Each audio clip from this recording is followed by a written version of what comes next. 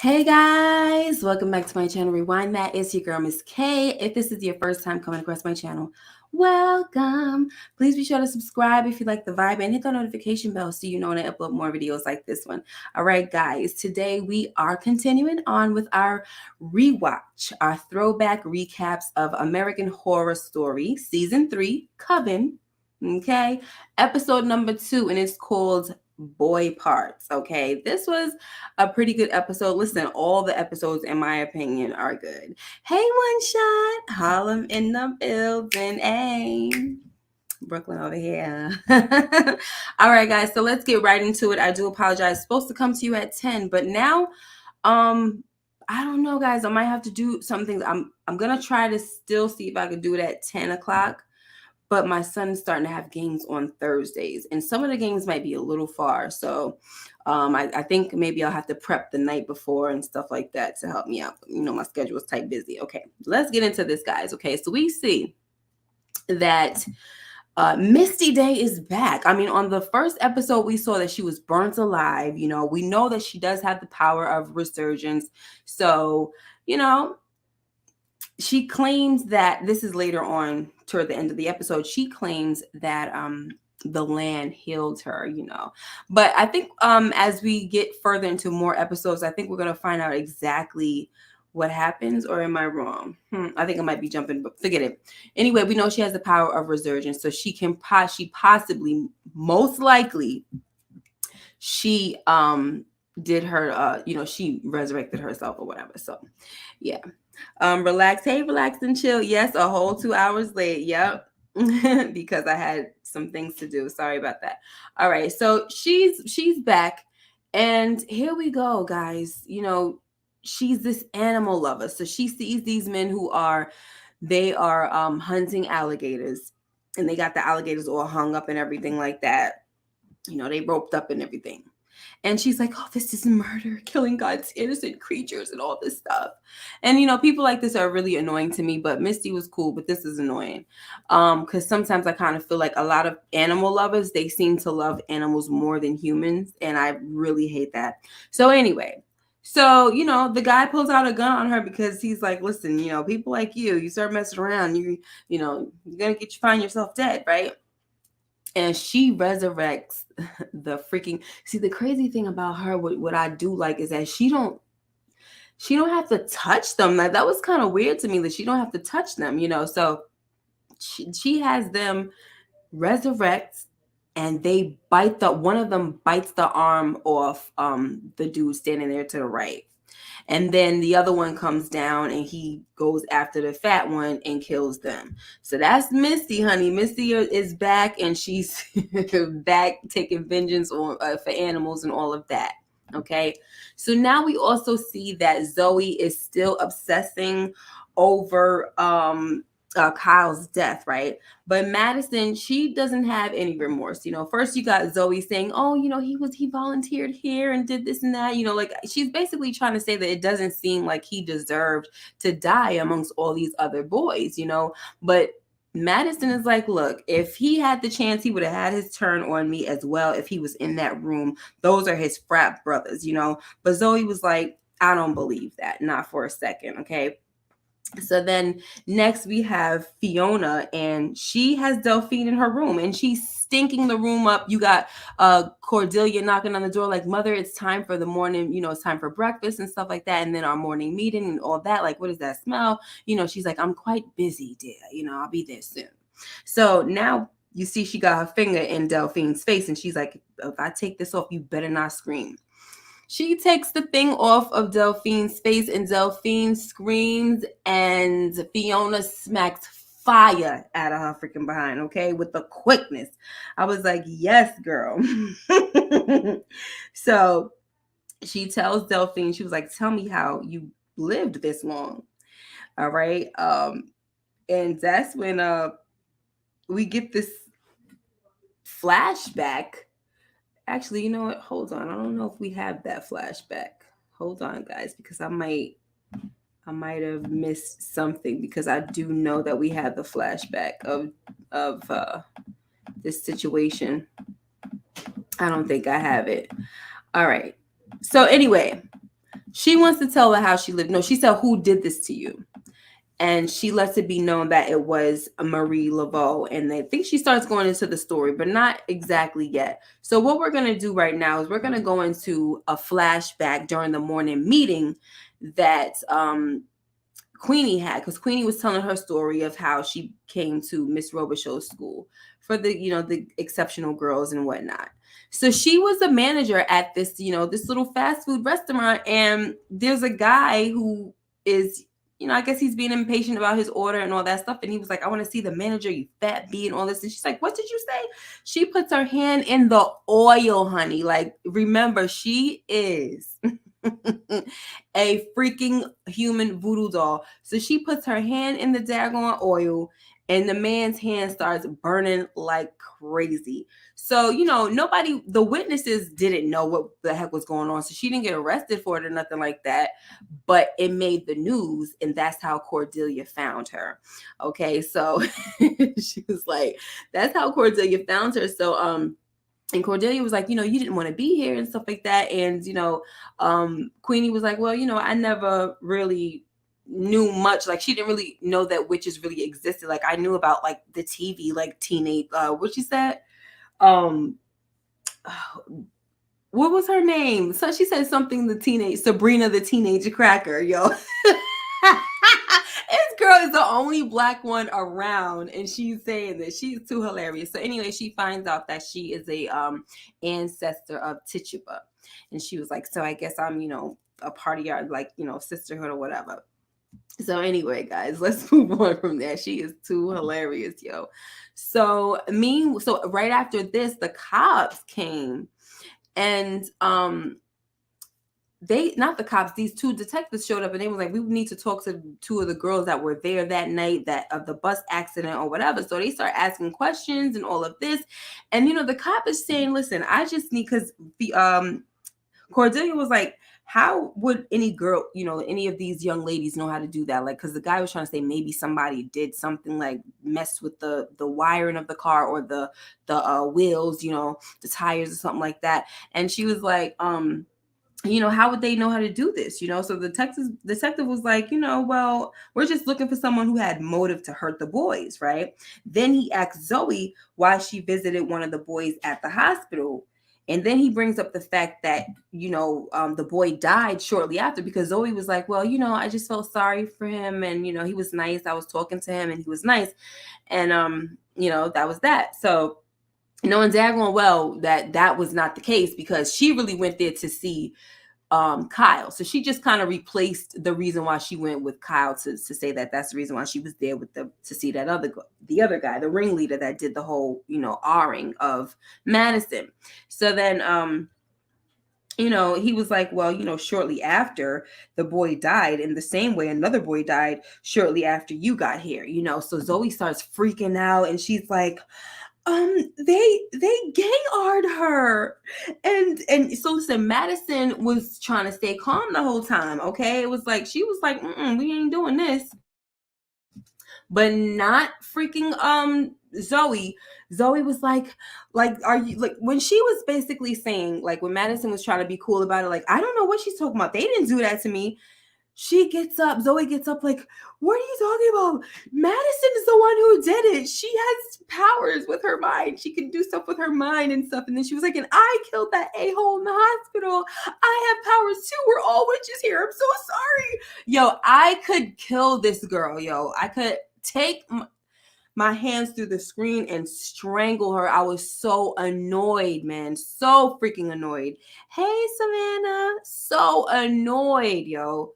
It was just, when I, like, of course I didn't rewatch it, but I'm rewatching it now. But I'm saying, when I rewatched it for tonight, I was, it just gets me every freaking time. Okay, so now thankfully Fiona comes in to save the day, honey. And yes, Tina, she spit in the water. It was like, ugh. And listen, when did y'all peep that when she went over there, she walked over there and she was like, first of all, the guy was like, are you in charge here? And she was like, because I had to pull the quote, honey. She said, I'm Fiona Good. I'm in charge everywhere. This lady is something else. Okay, talk about head witch in charge, okay? She plays no games with owning up to the fact that she is supreme, okay? So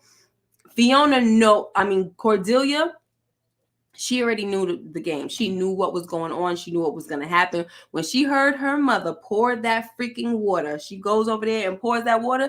She heard that water hit that glass, honey. She looked over like, oh shoot. She already knew. That's why she was like, Fiona, wait, like, Fiona, please. She's like, shut your mouth, so she spits in the glass. Like, the guys are literally standing right there watching her. She spits in the glass, and then she tells the guy, drink, have some drink. So the older one, he drinks it. The younger one, he tries to be a little, he tries to give a little bit of a hard time, play some hardball. She said, oh, you want to be hard about it, huh? Like, she was like, well, okay, go ahead, because in the next few minutes, what's going to happen is I'm going to turn the heat up in that chubby head of yours, so, or she said melon, that chubby melon of yours. He's like, I ain't got time to play around now, so it's either you do it or it's going to get ugly, right? She about to bake this dude's head, okay? So anyway, he winds up drinking it because clearly his head was boiling. Inside his head was boiling. And Fiona was like, listen, turn over whatever info that y'all have on these girls, okay? And they was like, yes, ma'am. So that was that. Like I said, comes in to save the day. Let me see. One shot says, I need that power of regeneration. That's practical immortality. Mm-hmm. So, she comes in, she busts through that door like, you freaking little idiots. And I was so happy when she sent them both flying to the walls. I was so happy. But to be honest, though, the one that really deserved to be, tossed to and fro was Zoe. Okay, she really needed to be tossed to and fro. So she goes in there and she's like, listen, I forgave your little shenanigans with your mass murder and all of that stuff with the bus and the boys, and I chalked it up to y'all being young and dumb, okay? But when you come up in here, the least you could do is have some sense. When folks from the outside start asking questions, we supposed to close rank. You know what I'm saying? And if you don't have the sense enough to do that, then I fear that we are definitely lost. Okay. Like, I don't know what the heck witches have come to at this point. And then she tells what's her name? Zoe, that she is weak. Like, you're soft, you're emotional, and you care about what people think. You know what I'm saying? She's like, oh, but they knew so much already, and Fiona was like, I couldn't toast a piece of bread with the heat that they was putting on you. Fiona was coming through with the quotes, okay? Oh my gosh, coming through with the freaking quotes. I'm sorry. In case y'all can't tell, Fiona is one of my faves, okay? Hey, Tamika. She's one of my faves. Tina says Fiona was too funny. She said, oh, look, we got the same one, girl. I didn't even see you.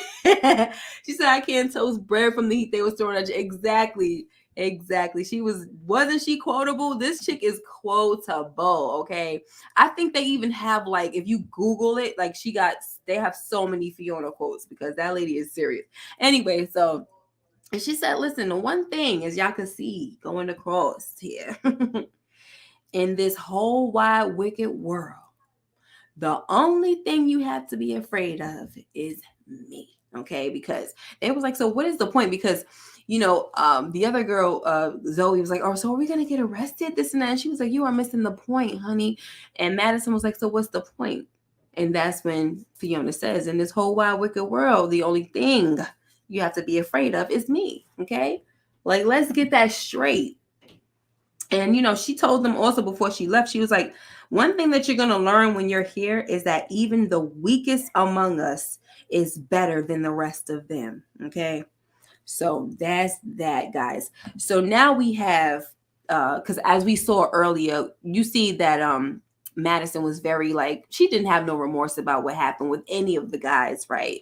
But because she felt bad about killing whatchamacallit's little boy toy, Zoe's little boy toy, she steals this resurrection spell and she takes Zoe to the morgue where Kyle and the other crash victims are. And guys, they have this whole little, like, Build-A-Bear human resurrection version up in the morgue. And she's like, we're not gonna, we're gonna build a boy, the perfect boy. So you see Kyle on the, the table. His head is off, like his arms, like their body parts are just like off. And I'm like, yo, what the heck? This wasn't, I don't think, was it an explosion, guys? Because I know that she flipped the bus, but I don't remember it exploding. Maybe, it's something that I forgot.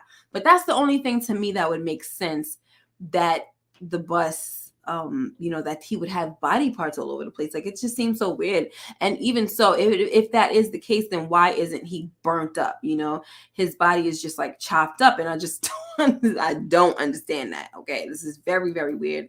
So anyway, she tells her this, and she's like, yeah, we could just do this and read from here or whatever. It could be a challenge. Like, we'll just take all the best parts. She starts going over to one guy. He must have been well endowed, if you know what I'm saying. And she's like, we could do this, we could have a shower or a grower, and then we have what else did she say?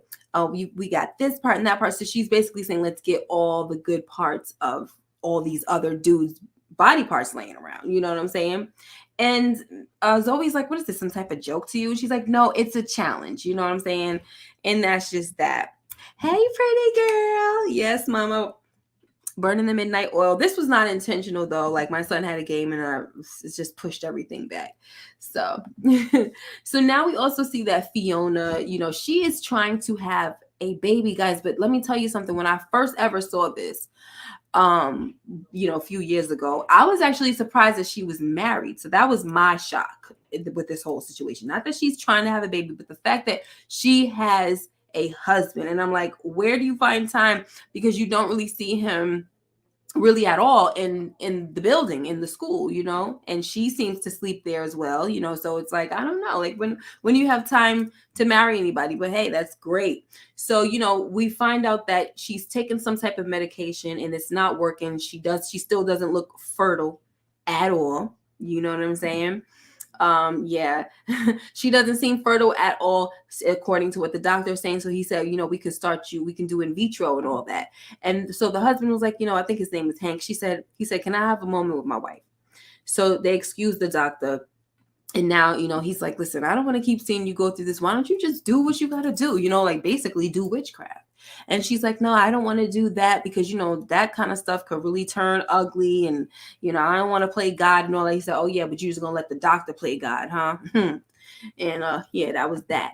So now this is when we finally have Fiona, and she's asking Delphine how she became immortal. So now this is when we get another flashback. She starts telling her the story that, she was tricked by Marie Laveau. She gave her a so-called love potion, but it wasn't a love potion. She winds up taking it and she wakes up. And when she wakes up from the love potion, you hear Marie Laveau telling her to come outside. Like, girl, come outside. We out here.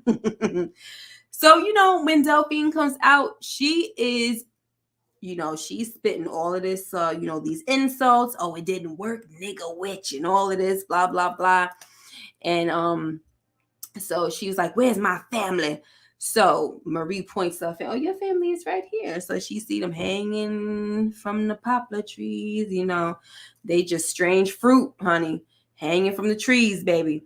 And she starts like, oh my gosh, this and that. Like, I tell you, I think I said this last week, that she is the get back queen, honey. Like, she cursed her with immortality. This is also when she finds out that it was not a love potion. It was a potion that made her immortal.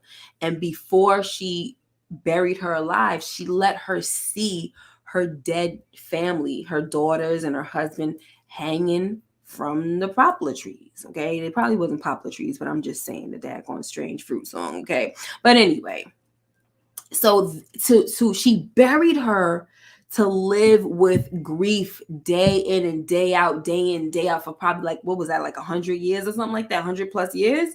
Yo, that is so crazy. Like I said, the get back is just real, honey. Ain't nobody doing it like Marie Laveau. So she, gagged her and they buried her alive after she was able to see what happened. And she put this in her head too. She said, they suffered. I just want you to know that. Marie tells Delphine that her daughters and her family, they suffered. Trust me, they did, okay? And now you're going to have to live with all of that. But it's not going to be nothing. What they went through ain't going to be nothing compared to what you about to go through, okay? Immortality. All right, so that's what that was. They took her away and buried her alive. Okay, so meanwhile, back at the Buildaboo lab, it did not work. They do the little, they say the little spell and all of that. It did not work. Dude is still laying on the daggone, laid out on the slab, and she's like picking up his arm. His arm just drops down, like just dead freaking good weight, honey. Okay, dead weight. Nothing's going on. So, she's like, "Are you sure we?" Zoe's like, "Are you sure we said it right and everything?" And she was like, "Girl, yes, whatever. I gotta go. I'm an actress. I know my lines, right?" So she's getting ready to go. Like, I had enough. I tried to do my good deed for the day, and I'm out of here. It didn't work. So she's like, Zoe says, "Okay, well, can you just wait for me? I think I left my phone or something like that." So Madison goes outside she starts, rolling up. She gonna smoke her little joint. Okay. Meanwhile, Zoe is back inside, standing over Kyle's dead body, like, "Oh, I'm so sorry that this happened to you," right? So while she's out smoking a joint, Madison, a car pulls up, and she was like, she puts the thing out, and she's like, "Oh, well, tough luck, B," and leaves her, honey, leaves her. Like, she is just so terrible, okay? So while Zoe is still inside, this guy comes in and he's like, what are you doing here? But freaking Frankenstein wakes up, okay? Kyle, he wakes up and he grabs the guy from the back and he starts pounding on him, pounding and pounding.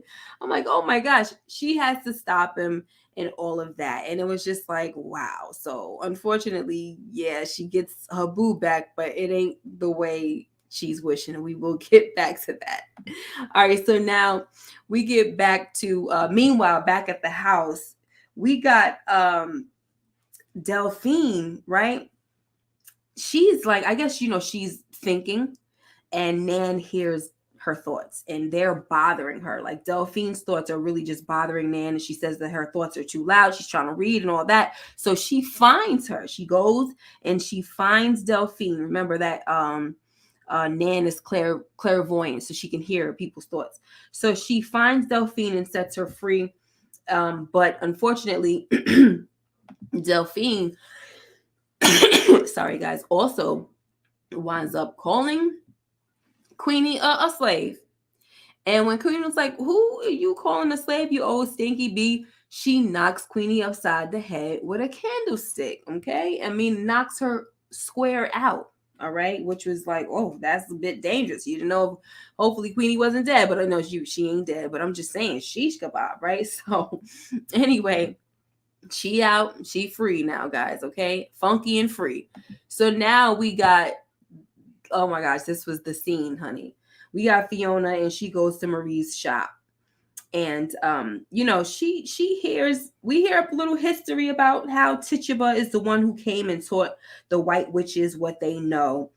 And here's the thing, guys, they were going back and forth, honey. But it was on some, like, it was some insults going on, but for the most part, I feel like the insults were coming from Fiona, because Marie was like, "Girl, like, I know who you are. You know who I am and what I'm capable of, just like I know who you are and what you're capable of, witch," right? The way she was saying witch, you know exactly what she was trying to say anyway. And so, they start going back and forth, and, our kind has been going at it for years and this and that. And that's when, because she tried to make it seem like it was like Fiona's kind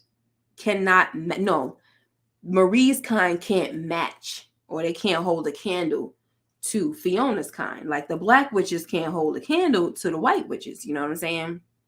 And Marie Laveau was like, "Listen, honey, y'all took all of this Tituba done came over here and taught y'all everything. And she's like, oh, well, if she had to recite a spell from a book, you know what I'm saying, she wouldn't be able to do it because she couldn't read and stuff like that. But it was like, oh, but y'all, that, you know, y'all the ones that made her a slave and this and that. You stole the stuff, you know. Oh, she started going into the Arawak and all this. I'm like, yo, they was really getting deep with this one. And finally, after going back and forth, they finally cut to the daggone chase. Okay, well, not necessarily Marie, because she is the one coming into Marie's territory.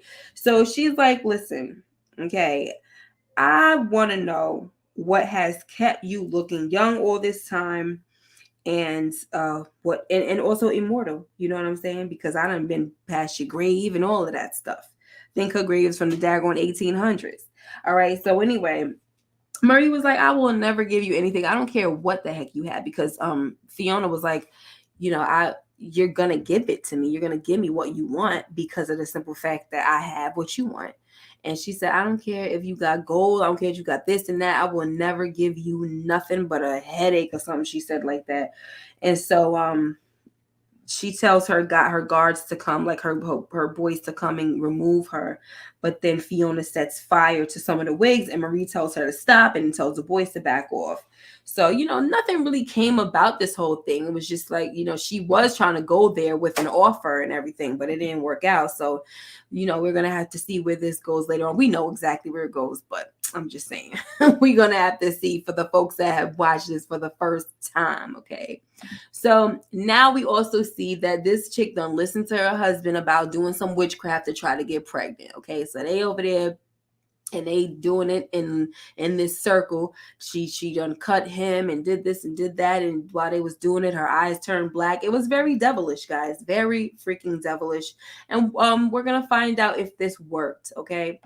Now, next, while what's her name was driving, Zoe was driving, you know, we got this guy Kyle acting up. Okay, like he is just banging and like he is pretty much just like he's a dummy. He's just a dummy. Like and she was like, I don't know if it was better off to leave you dead. Like, I don't know. And then he's over here like, you know, doing all this crazy stuff and about to make them crash. And so Misty Day winds up being in the back seat because she must have, you know, snuck her behind in there.